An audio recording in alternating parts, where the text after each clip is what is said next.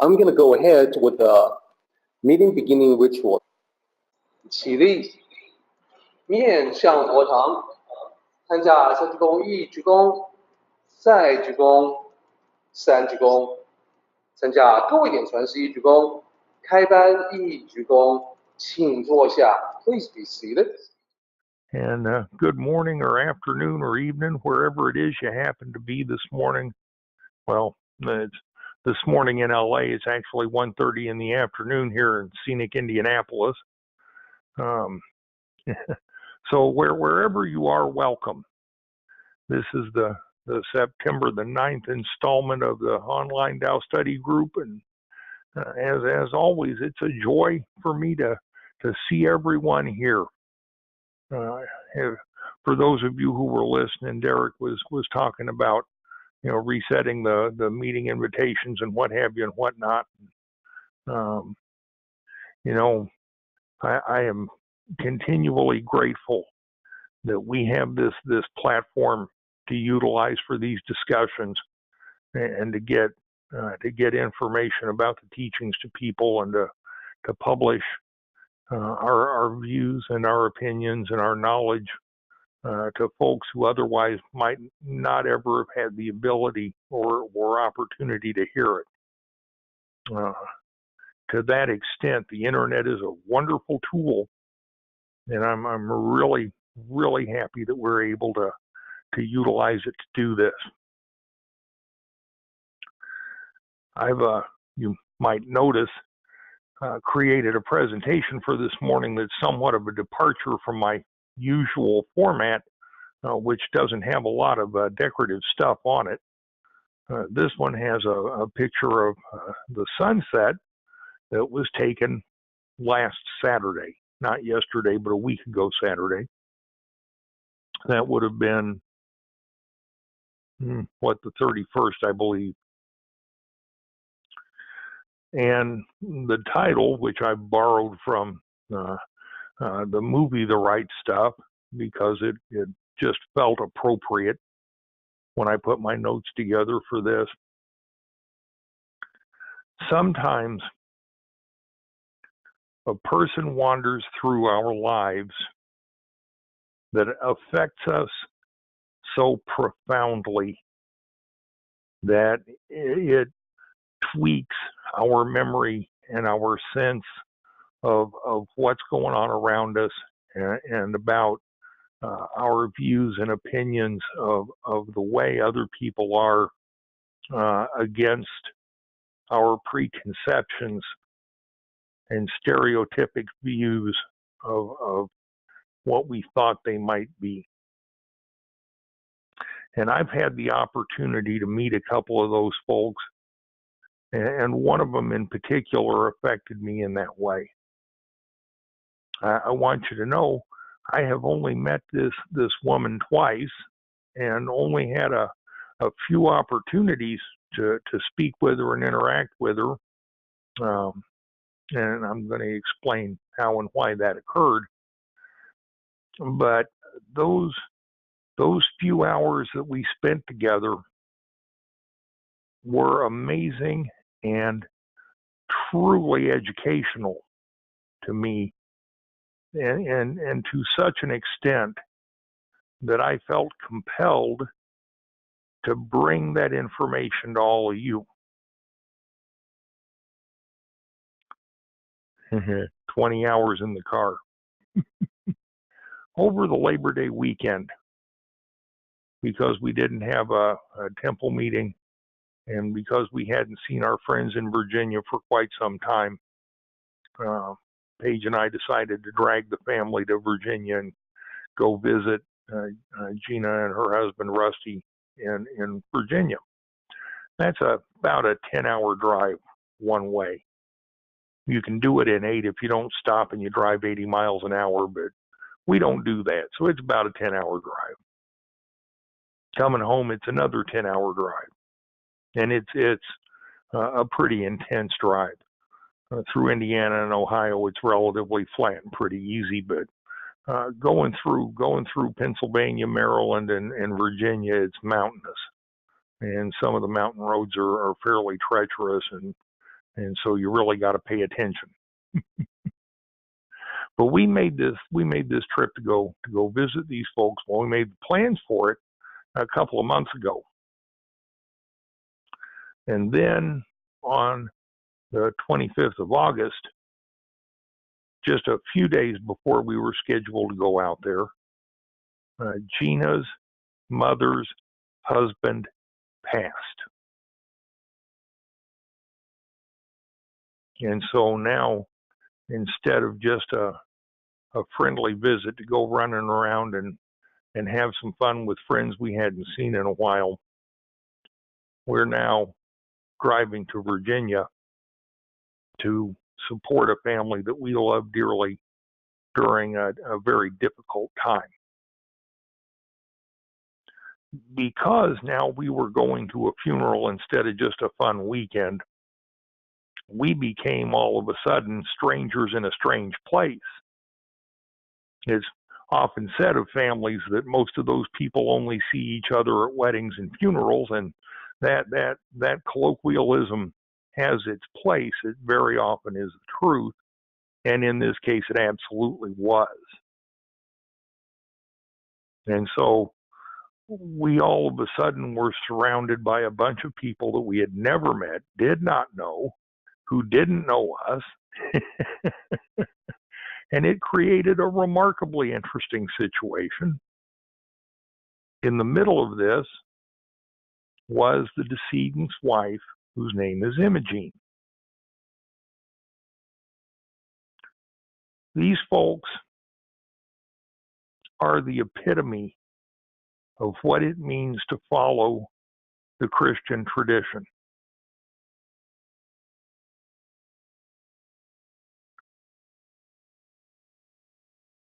I have to tell you, in all of my life, I have never met a group of people who collectively embraced their faith and their teachings to the extent that this little tiny church congregation in the middle of Virginia did.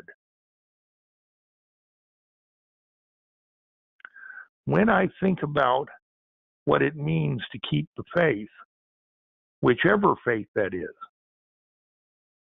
the mental image that pops into my mind now is the mental image of this congregation at the service for Jim Ringer, the gentleman who passed.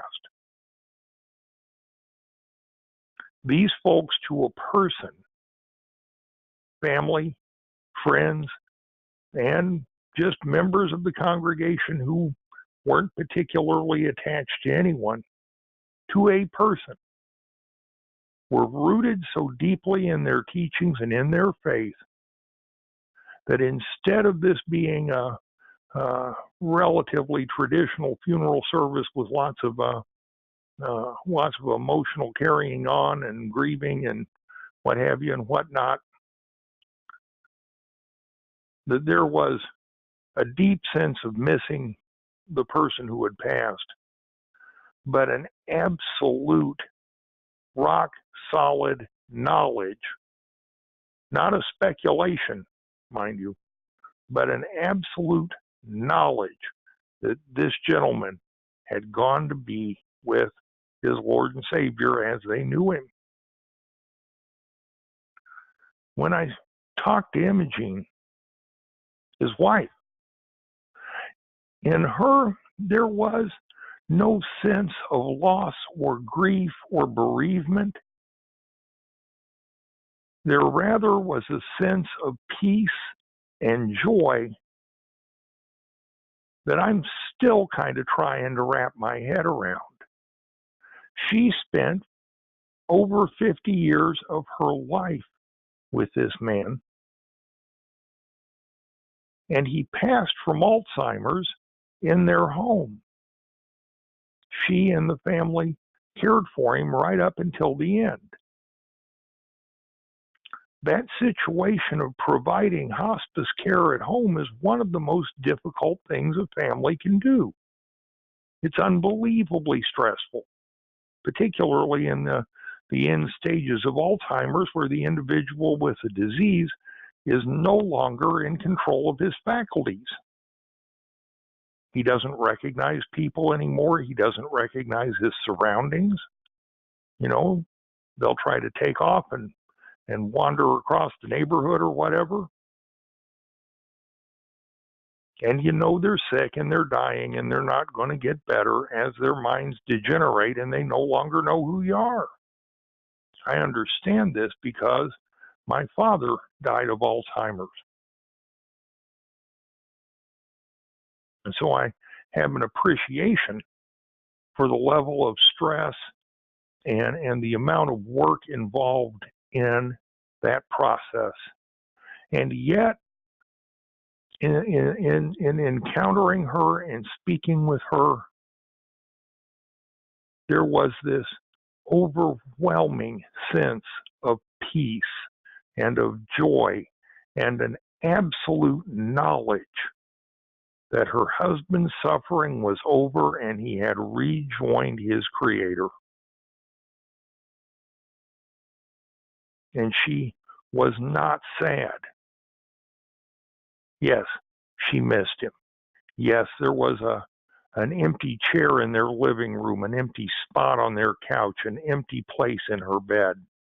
There was a place at the dinner table where he no longer sat. And all of those things affected her because she spent her life with this person. And she missed him, and she loved him. And if it had been possible, she'd have spent another 50 years with him. But it wasn't possible. And beyond all of that was this sense of peace and joy and knowledge that he had moved on to the promises of the New Testament and to be with his Lord and Savior. Do I particularly agree with this philosophy? No, I don't.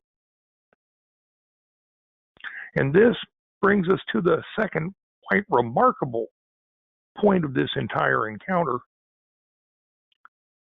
She accepted me knowing that I'm non-Christian, that I practice the philosophical Tao as my religion, not to evangelize or proselytize me, not to attempt to convert me, not to beat me about the head and shoulders with a 12-pound Schofield chain reference Bible.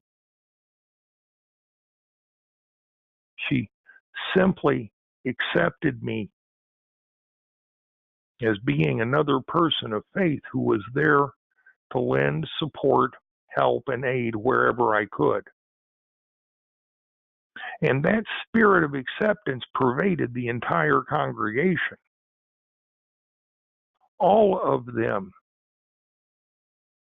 were accepting and loving towards me and my family, even though they had never met us in their lives. When they got up to talk about their memories of Jim and his life with his family, there were expressions of joy and of love, of good times and hard times, of all of the day-to-day things that are a part of living in this existence, and a lot more smiles than tears. Every single member of his family, his immediate family, expressed the same sense of peace and joy and knowledge that he had gone to a better place, a place where all of them were waiting to go. And I was overwhelmed by that sense of peace and joy, because what I expected to see was the typical funeral service in which the members of the immediate family are so tore up they can hardly speak. When I talk to my wife and family about me passing, what I tell them is that I want my 15 minutes of grief, and then I want them to get on with their lives. I don't want anybody mourning me for days or weeks or months or years. I think that's a patent waste of time. And whatever's left of me on this earth isn't going to care. I'm going to find out what the ultimate truth is. And if it's at all possible, I'm going to be waiting for them when they come to join me at the end of that path. But whatever happens, getting all emotionally torn up over it isn't going to change a thing. This is the first time in my life that I can truly say I have been in a Christian church where the Christians in that church actually did what they said they believed. And the reason this example affected me so profoundly was because this occurred under what is traditionally one of the most difficult times in a family's life. The children have lost a parent. One spouse has lost the other. That's right up there in the top 10 stressors that cause all kinds of health issues according to the insurance actuarial tables. It was a truly impressive example and worth 20 hours in the car. I can't begin to express to you the affection and the affinity that I feel towards Imogene Ringer, the wife of the gentleman who passed. Because of that emanation of peace and joy and understanding in her. Because of the acceptance that she extended to one who wears a jade Buddha around his neck instead of a cross.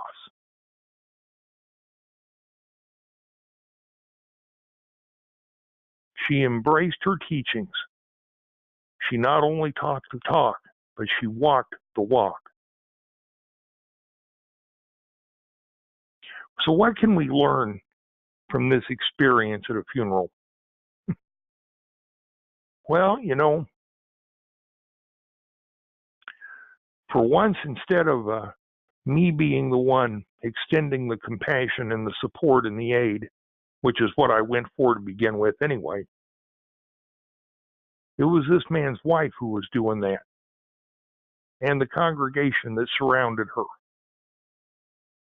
And they were loving and compassionate and empathetic and accepting. We need to learn and to be conscientious about doing that. Compassion is one of the pillars of the Tao philosophy and one of the pillars of the Yiguan Tao teachings. Compassion breaks down walls. It removes barriers. It penetrates and separates distance. And it brings people closer together so that understanding can be achieved. It is among the most critical of the Tao teachings. And I had the opportunity to experience it in an environment where I wasn't completely sure that it was going to exist. I told Paige before we left that I thought going because of these circumstances for us was going to be an epic mistake. That we were going to be somewhere where not only were we not going to be accepted, but we weren't going to be wanted.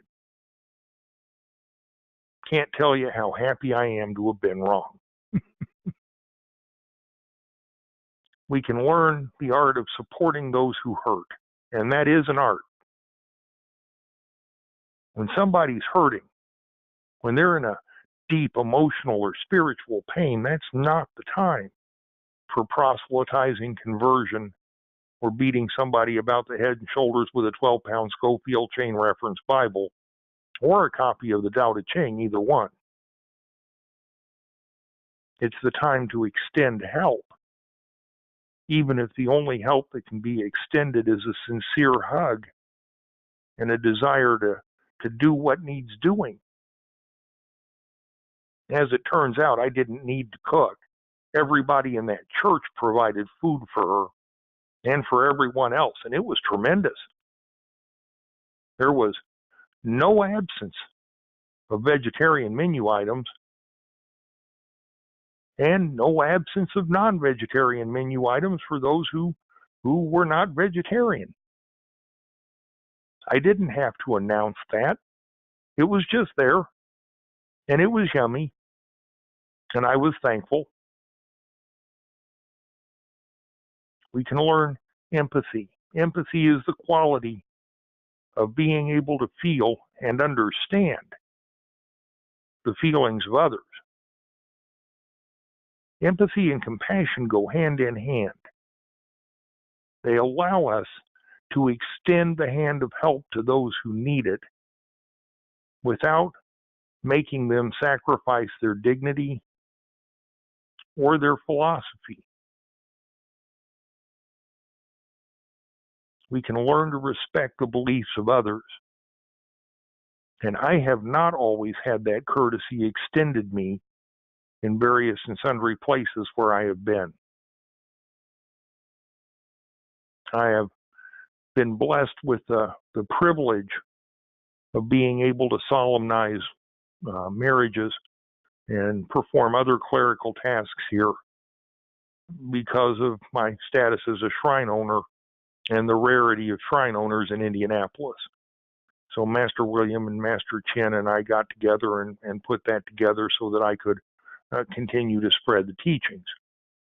I have been involved in a couple of ceremonies where my presence as a Tao shrine owner was not always appreciated, to put it mildly. But that's okay. We have to respect the beliefs and philosophies of others because their beliefs and their philosophies are their own. Their feelings are their own. It isn't our business to try to change them. It's our business to try and set a good example. We can learn when to be silent, when it is appropriate not to speak. And there are those times. The unfortunate part of people only seeing each other at weddings and funerals is that at weddings and funerals, all the petty quarrels and slights and hurts and arguments and problems of the past get drug into the present by people who never see each other except at weddings and funerals. And it is true there were a few minor feuds occurring within the immediate and extended family for those reasons. It was not my business nor my place to try to quell those things or meddle in those situations. Lao Tzu says, dare not to meddle. And I'm here to tell you, that's one of those situations where daring not to meddle is completely appropriate. We need to learn to be receptive to learning even from strangers. This entire talk is based on what I learned from a couple of hours of interacting with a person who was firmly rooted in New Testament Christian philosophy, a philosophy that I myself do not espouse because I had an appreciation for how she lived her life and what she did relative to what she said she believed.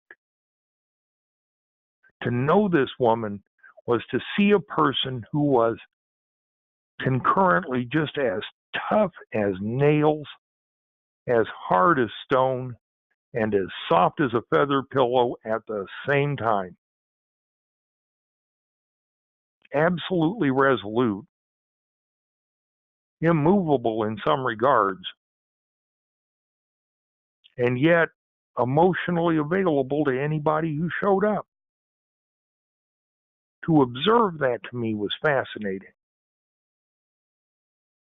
I've never really seen quite that example before I think it may be a combination of hard living, going through some tough times, and resolute faith that it gets better.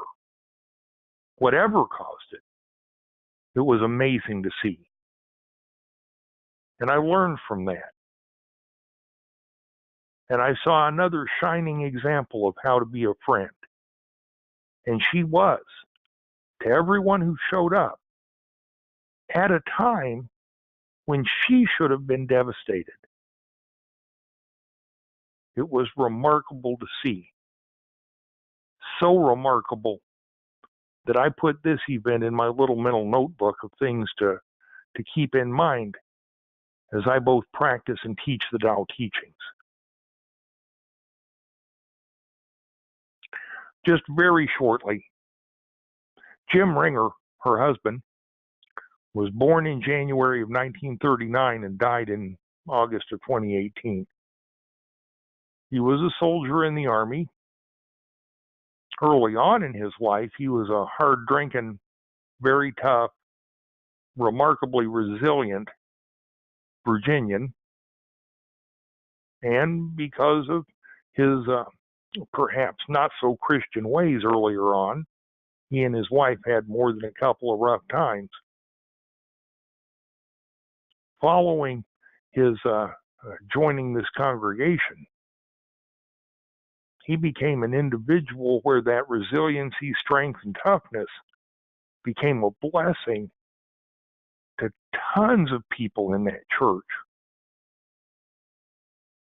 There were not less than 25 people who got up during his funeral service to talk about the things he had built, the things he had fixed, the help he had lent, the counseling he'd given their children, the help or whatever he had extended to their families, and it went on and on and on, and it became apparent very quickly that his abilities and skills and toughness and resiliency had gone from being something of a problem for him to being a genuine blessing for everyone around him. He turned his life around and made himself a person of some appreciation and an awful lot of gratitude in that church and in that congregation. I wish that gentleman fair winds and trailing seas, which is the wish for all Marines who fall. I know he was in the Army, but I hope he appreciates the sentiment. Semper Fi, Jim. The Saturday of the service, in the evening, I was sitting out on the front stoop of the folks we were there to visit and looked up and saw this beautiful sunset. And I took my phone and snapped this picture because it kind of reminded me of what I thought maybe heaven ought to look like over the roofs of the houses. And I had an occasion there to think about maybe what that might be like. And I wanted to share that sentiment with you.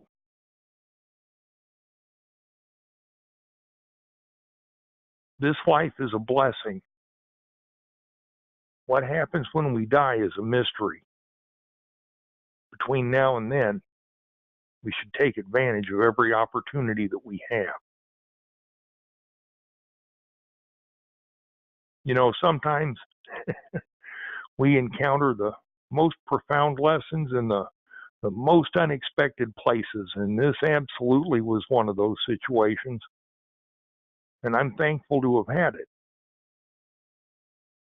It reminded me that we shouldn't participate in denigrating other traditions and philosophies or the people that follow them, because we don't necessarily have a grip on all of divine truth or a corner on all divine knowledge. I saw divine knowledge expressed in a place where, quite frankly, because of the circumstances and the situations, I didn't expect to see it. And it was miraculous. We should be attentive to any person who is obviously spiritually ahead of us.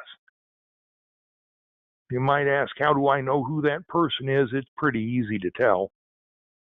I recognized Imogene immediately. The way she carried herself, the way she spoke, the way she handled herself in that situation. She was the island of calm in what could have otherwise been a remarkably chaotic situation. And we need to be compassionate and gentle with the people that we encounter who may be a little spiritually behind us. Everybody starts where they are and we all get to where we're going. But we don't all necessarily get there the same time or the same way. You know, I was a stranger of a different faith, and I was accepted and welcomed by absolutely everyone during an intensely stressful time. What a wonderful example of what it means to embrace one's faith and express that faith in action. I sure didn't expect it. I'm sure glad I encountered it. I absolutely hope that this talk has done some measure of justice to what I saw. And I hope that expression is helpful and useful to someone here today. Thank you so very much for letting me share. And have a wonderful rest of your weekend. Bill, thank you so much. I think a couple of quick thoughts.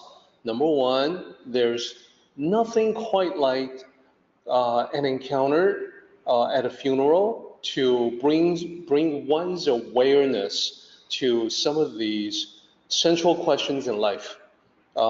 Indeed, life and death. Now, the other point that occurred to me is that, just as you found this wonderful person who was an island of calm, in a stressful time, I think that as we all continue on the path of cultivation, we will all have opportunities to play that same role. I know that there's been times when there's been, like an urgent situation at work or a gathering of people, something happens, situation wasn't quite as expected, but because you've been cultivating, you're able to bring about that calmness in the middle of what may be a chaotic storm. So I think it's an excellent reminder for all of us that as we cultivate, we will all have opportunities to play that same role.